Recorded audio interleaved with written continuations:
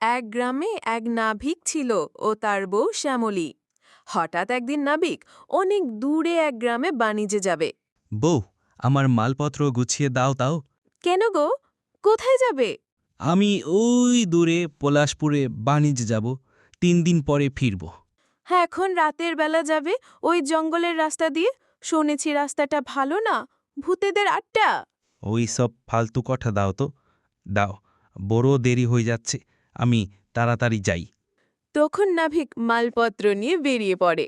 বাজারে নাভিক আসে, দেখে তার সাথীরা চলে গেছে তাকে রেখে। তখন নাভিক একা একা জঙ্গলের রাস্তা ধরে হাঁটতে থাকে। কিছুক্ষণ হাঁটার পর সে ক্লান্ত হয়ে যায়।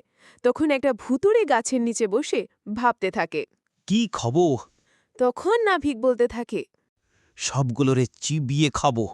এই কথা শুনে ভূতেরা ভয়ে দিশেহারা। এই মানুষটা বলে কি সব কথারে চিবিয়ে খাবে? ভূতেরা গাছ নেমে বলে, হুজুর, আমাদের ছেড়ে দিন। আমার আর এখানে কোনোদিন আসব না। আমাদের ফুল হয়ে গেছে। নাভিক দেখে এরা তো সত্যি সত্যি ভূত। তখন নাভিক খেয়াল করে এরা তো আমাকে ভয় পাচ্ছে। তখন নাভিক একটা মনে মনে বুদ্ধি করে। এই সুযোগে আদেরকে দিয়ে আমার সমস্ত কাজ করিয়ে নেওয়া। তখন নাভিক বলল, না, তোমাদের এমনিতে ছেড়ে দিলে চলবে না। তখন ভূতেরা বলে, হুজুর, আপনি যা বলবেন আমরা তাই করব। তাহলে ঠিক আছে, তোমাদের ছেড়ে দিব। তাড়াতাড়ি মালপত্রগুলো নিয়ে চলো ওই দুর্গ্রামে।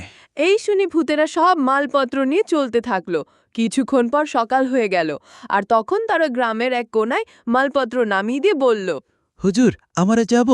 তখন নাবিক বলল, ঠিক আছে, যাও। যবে ডাকলে আসবে, কিন্তু না হলে তো বুঝতে পারছো।